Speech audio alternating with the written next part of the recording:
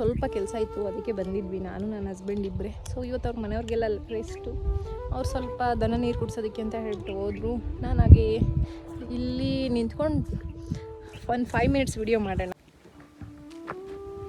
ಗೊಬ್ಬರ ಮಣ್ಣು mix ಮಾಡಬೇಕಲ್ವಾ? 4 tractor ಮನೆಗೆ 1 ಟ್ರ್ಯಾಕ್ಟರ್ ಗೊಬ್ಬರ ಫುಲ್ ಮನೆ ಗೊಬ್ಬರ ಹಾಕೊಂಡು ಮಿಕ್ಸ್ ಮಾಡಿ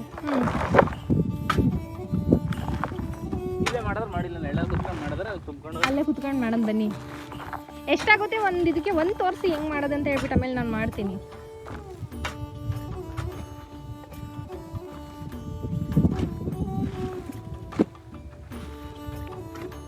ಎಷ್ಟು ಕಷ್ಟಪಟ್ಟು ಕೆಲಸ ಮಾಡ್ತೀರ ಶ್ರಮಜಿ.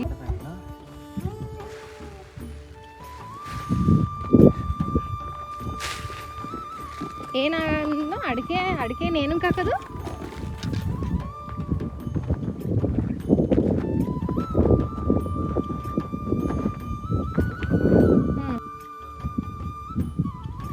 ಒಂದು ಪಾಕೆಟ್ಗೆ ಪೂರ್ತಿ ಹೇಗೆ ಹಾಕೋದು ಅಂತ ಎಲ್ಲ ತೋರಿಸಿ, ಆಮೇಲೆ ನಾನು ಹಾಕ್ತೀನಿ ಕೂತ್ಕೊಂಡು. ಹಾಕ್ಬೇಕು ಒಂದು ಕವರ್ಗೆ. ಮಣ್ಣು ಹಾಕೋದು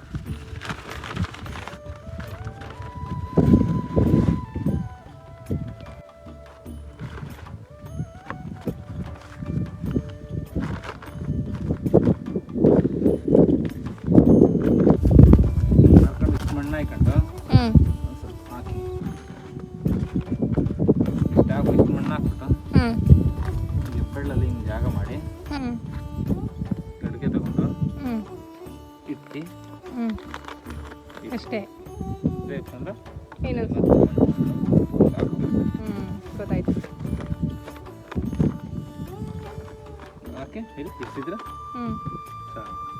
ಒಂದು ಇಂಚು 2 ಇಂಚು ಜಾಗ ಬಿಟ್ಟು ರೆಡಿ ಆದ ನಂತರ ಜೋಡಿಸ್ಕೊಂಡ್ರೆ ಕ್ಲೀನಾಗಿ ಹಿಂಗಿಟ್ಟು ಇರ್ತದೆ. ಆಮೇಲೆ ಬೆಳಗ್ಗೆ ನೀರು ಹಾಕ್ತದೆ, ಬಿದ್ದೋಗ್ಬಾರ್ದು ಅಷ್ಟೇ.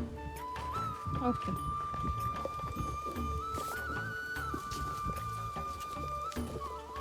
ಇದ್ರ ಮೇಲೆ ಹಾಕ್ತಾರೆ ಇಲ್ಲ ಹಾಕಿ ಇಲ್ಲ ಮಾಡಿಲ್ಲ ಏನಕ್ಕೆ ಮಾಡಿದ್ರೆ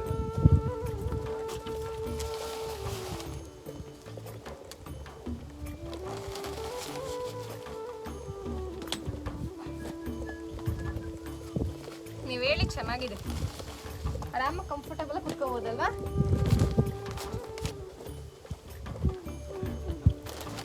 ಗುಡ್ ಬಾಯ್.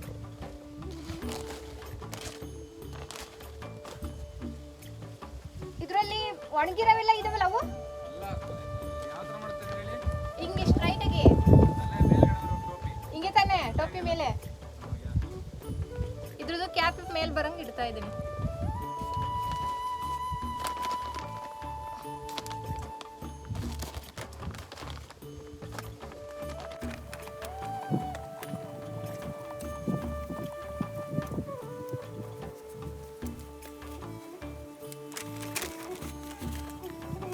ಕೆಲಸ ಮಾಡ್ತೀರಾ?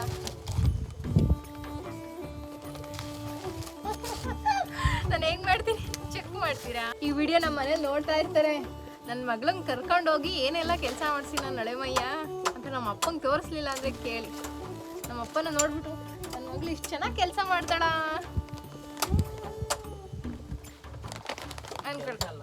ಕೆಲಸ ಮಾಡೋದು ಬೇರೆ ಮನೆಗೆ ಹೋಗಿ ಮಾಡ್ತಾರಲ್ಲ, ಅದಕ್ಕೆ ಬೇರೆಯವ್ರ ಮನೆಗೆ ಹೋಗಿ ಮಾಡೋದು ಕೆಲಸನಾ ಇದೇನಂಗಾದ್ರೆ?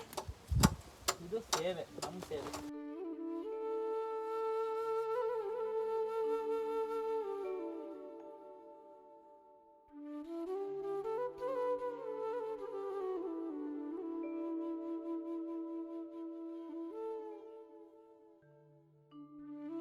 ಈ ಚೆನ್ನಾಗಿಲ್ದರೆ ಅಡಿಕೆ ಎಲ್ಲ ಕೊಟ್ಟಿದ್ರಲ್ಲ, ಇವೆಲ್ಲ ಫ್ರೀನಾ?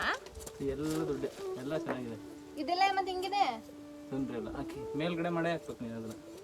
ಹೌದಾ? ಅಲ್ಲ ಹಿಂಗೆ ಚೆನ್ನಾಗಿದೆಯಾ ಇದು? ನಂತದ್ದು ಚೆನ್ನಾಗಿ ಬೇಗ ಬರುತ್ತೆ. ಏನು ಬೇಗ ಬರುತ್ತೋ ಏನೋ.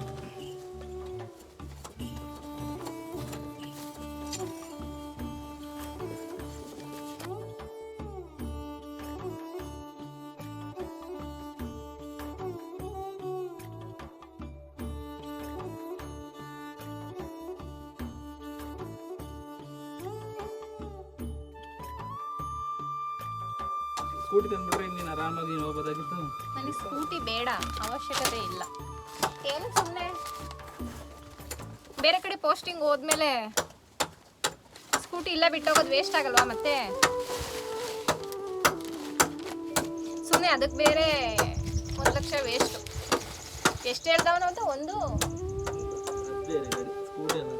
ಏನದು ಏನಂತಾರೆ ಅದಕ್ಕೆ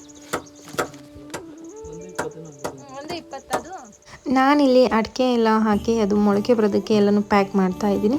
ಹಾಗೆ ಅವ್ರು ಬಂದು ಶೆಡ್ ಸುತ್ತಲೂ ಪರ್ದನ ಬಿಟ್ಟು ಗೋಡೆ ಟೈಪ್ ಮಾಡೋದಕ್ಕೆ ಅವರು ಮರಗಳ ಕೊಂಬೆನೆಲ್ಲ ರೆಡಿ ಮಾಡ್ತಾ ಇದ್ದಾರೆ. ಹಾಗೆ ಫನ್ನಿಯಾಗಿ ಮಾತಾಡ್ಕೊಂಡು ಇಬ್ರು ಕೆಲಸ ಮಾಡ್ತಾ ಇದ್ವಿ. ನಮ್ಮಪ್ಪ ಹೇಳಿದ ಹುಡುಗರು ಮದುವೆ ಆಗಿದ್ದು ಇಷ್ಟೊತ್ತಿಗೆ 5 ದಿನ ಮಾಡ್ತಿದ್ದೆ ಗೊತ್ತಾ? ಕಟ್ಟಾಗ್ತಿಲ್ಲ. ಇಲ್ಲಿ ಬಂದು ಮಣ್ಣು ತುಂಬ್ತೀನಿ, ಮಣ್ಣು ತುಂಬ್ತಾ ಇದೀನಲ್ಲ, ಇದಕ್ಕಿಂತ ಬೇಕಾ? ಹೀಗೆ ಇವತ್ತು ಟೈಮ್ ಪಾಸ್ ಮಾಡ್ತಾ ದಿನ ಕಳೆದಿದ್ದೇ ಗೊತ್ತಾಗಲಿಲ್ಲ. ಆ ಬಿಸಿಲಲ್ಲಿ ಆ ಸೆಕೆನಲ್ಲಿ ಹೇಗಪ್ಪ ಕೆಲಸ ಮಾಡೋದು ಅಂದ್ಕೊಂಡಿದ್ದೆ. ಬಟ್ ಮಾತಾಡ್ಕೊಂಡು ಟೈಮ್ ಪಾಸ್ ಆಗಿದ್ದೇ ಗೊತ್ತಾಗಲಿಲ್ಲ. ಸ್ವಲ್ಪ ಕೆಲಸ ಮುಗೀತು, ಇನ್ನು ಮಿಕ್ಕಿದ್ದನ್ನು ನಾಳೆ ಮಾಡ್ಕೊಳ್ಳೋಣ ಅಂತೇಳಿ ಬಂದ್ವಿ. ಬಟ್ ಇಲ್ಲಿ ಏನಂದರೆ ನಾವೇ ಮಾಡ್ಕೋಬೇಕು ಕೆಲಸನ. ಇಲ್ಲಿ ಆಳುಗಳು ತುಂಬ ಕಡಿಮೆ ಬರೋದು, ಹೊಲ ಸ್ವಲ್ಪ ದೂರ ಇರೋದ್ರಿಂದ ಇಲ್ಲಿ ನಮ್ಮ ಕೆಲಸ ನಾವೇ ಮಾಡ್ಕೋಬೇಕು. ಶೆಡ್ ಮಾಡೋದಕ್ಕೆ ಮಾತ್ರ ಬಂದಿದ್ದರು, ಸ್ವಲ್ಪ ಕಾರ್ಪೆಟ್ರನ್ನ ಕರೆಸಿರಿದ್ರು, ಅವರು ಬರಲ್ಲ ಅಂತಿದ್ರು. ಆಮೇಲೆ ಒಂದು ಸ್ವಲ್ಪ ಜಾಸ್ತಿ ಅಮೌಂಟ್ ಕೊಡ್ತೀವಿ ಬನ್ನಿ ಅನ್ನೋದಕ್ಕೆ ಓಕೆ ಬರ್ತೀವಿ ಅಂತ ಅವ್ರು ಬಂದು ಶೆಡ್ನ ಮಾಡಿಕೊಟ್ಟು ಹೋಗಿದ್ದಾರೆ.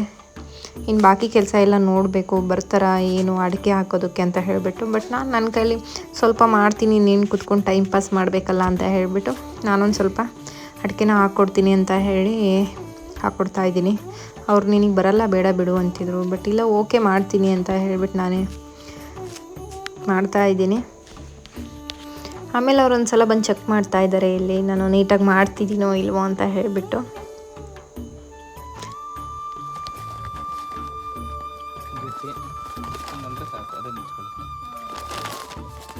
ಅದ್ರ ಮೇಲೆ ಇಲ್ಲಿ ಹಂಗೆ ಮುಚ್ಕೊಂಡಿದ್ಮೇಲೆ ನಾವೇನಕ್ಕೆ ಇಲ್ಲಿ ಓನಾಗಿ ನಾವೇ ಅಡಿಕೆನ ಬೆಳೀತಾ ಇದ್ದೀವಿ ಅಂದರೆ, ಸೊ ಅಡಿಕೆ ಸಸಿ ತುಂಬಾ ಸಿಗುತ್ತೆ, ಬಟ್ ಅದ್ರ ಕ್ವಾಲಿಟಿ ಅಷ್ಟು ಚೆನ್ನಾಗಿರೋದಿಲ್ಲ. ನಾವೇ ಓನಾಗಿ ಮಾಡೋದ್ರಿಂದ ನಮಗೆ ಒಂದು 2-3 ಇಯರ್ಸ್ ಲೇಟ್ ಆದ್ರೂ ಅದು ತುಂಬಾ ಚೆನ್ನಾಗಿ ಬರುತ್ತೆ ಅಂತ ಹೇಳ್ಬೋದು. ಅದಕ್ಕೆ ನನ್ನ ಹಸ್ಬೆಂಡ್ ಲೇಟ್ ಆದರೂ ಪರವಾಗಿಲ್ಲ ನಾವೇ ಮಾಡೋಣ ಅಂತ ಹೇಳಿಬಿಟ್ಟು ಅವರೇ ಹೋಗಿ ಅಡಿಕೆಗಳನ್ನ ಸ್ವಂತ ನೋಡಿ ಅಡಿಕೆ ಕಾಯಿನ ಪ್ರತಿಯೊಂದು ಕಾಯಿನೂ ಅವರು ಆಯ್ದು ತಂದಿದ್ದಾರೆ. ತುಂಬಾ ಚೆನ್ನಾಗಿ ಅವ್ರು ಕೆಲಸ ಮಾಡ್ತಾರೆ. ಕೃಷಿ ಬಗ್ಗೆ ತುಂಬಾ ಇಂಟ್ರೆಸ್ಟ್ ಇದೆ ನನ್ನ ಹಸ್ಬೆಂಡಿಗೆ. ಮಣ್ಣು ಗೊಬ್ಬರ ಎಲ್ಲನೂ ಅವರೇ ಸೆಲೆಕ್ಟ್ ಮಾಡಿರೋದು. ಹಾಗೆ ಇದನ್ನು ಹೇಗೆ ಬೆಳಿಬೇಕು, ಎಲ್ಲಿ ಇಡಬೇಕು ಎಲ್ಲದನ್ನು ಕೂಡ ಅವರೇ ಸೆಲೆಕ್ಟ್ ಮಾಡಿಕೊಂಡು ರೆಡಿ ಮಾಡಿ ಇಟ್ಕೊಂಡಿದ್ದಾರೆ ಹೇಗೆ ಮಾಡಬೇಕು ಅಂತ ಹೇಳಿಬಿಟ್ಟು.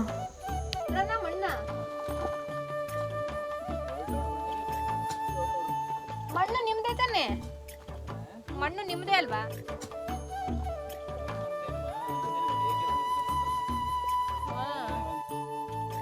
ನನಗೆ ನಮ್ಮ ಮನೆಯವ್ರಿಗೆ ಹೆಲ್ಪ್ ಮಾಡೋದಂದರೆ ತುಂಬ ಇಷ್ಟ. ಸೊ ಅವರೊಬ್ಬರೇ ಕಷ್ಟಪಡ್ತಿರ್ತಾರೆ, ಅದನ್ನು ನೋಡೋಕ್ಕಾಗಲ್ಲ. ಅವರು ಯಾರನ್ನು ಹೆಲ್ಪ್ ಮಾಡಿ ಅಂತಲೂ ಕೇಳಲ್ಲ, ಅವ್ರ ಪಾಡಿಗೆ ಅವ್ರು ಕೆಲಸ ಮಾಡ್ಕೊಂಡು ಹೋಗ್ತಾ ಇರ್ತಾರೆ. ನಾನೇನಾದರೂ ಹೆಲ್ಪ್ ಮಾಡ್ತೀನಿ ಅಂದರೆ ಬೇಡ ಅಂತಾರೆ. ಆಮೇಲೆ ಓಕೆ ನಾನೇ ಮಾಡ್ತೀನಿ ಅಂತ ಬಲವಂತ ಮಾಡಿದಾಗ ಓಕೆ ಸ್ವಲ್ಪ ಮಾಡು ಅಂತ ಹೇಳ್ತಾರೆ.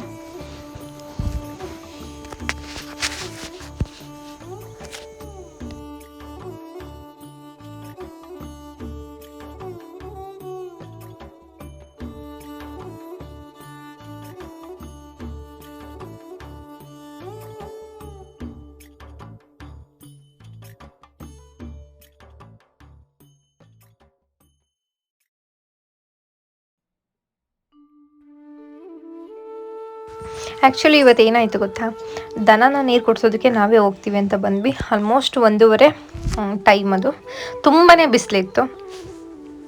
ದನಗಳನ್ನೆಲ್ಲ ನಾವು ನೀರು ಕುಡಿಸೋದಕ್ಕೆ ಅಂತ ಹೇಳ್ಬಿಟ್ಟು ಅವರು ಓಡ್ಕೊಂಡೋಗಿ ಎಲ್ಲನೂ ಬಿಟ್ಟರು. ಸೊ ಕೈ ಬಿಟ್ಟಿರೋದ್ರಿಂದ ಅವು ನೀರು ಕುಡಿಯೋವರೆಗೂ ಮಾತ್ರ ನೀರೊಳಗಡೆ ಇದ್ದು, ಆಮೇಲೆ ಒಂದು 5 ನಿಮಿಷ ಆದಮೇಲೆ ನಾವು ನೋಡ್ಕೊಂಡು ಕೂತ್ಕೊಂಡ್ವಿ. ಪಾಪ ನೀರೊಳಗಡೆ ಎಮ್ಮೆಗಳು ಸ್ವಲ್ಪ ಈಜಾಡಲಿ ಅಂತ ಹೇಳ್ಬಿಟ್ಟು.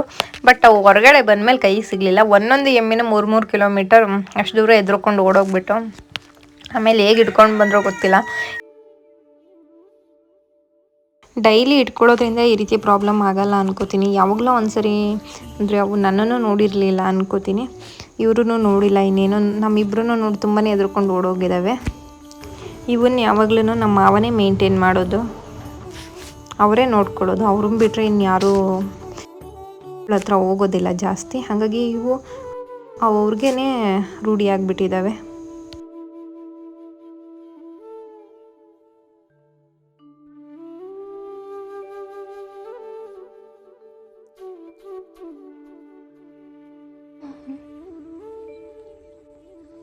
ಇವೆಲ್ಲ ಎಷ್ಟು ವರ್ಷದ ತೆಂಗಿನ ಮರಗಳು?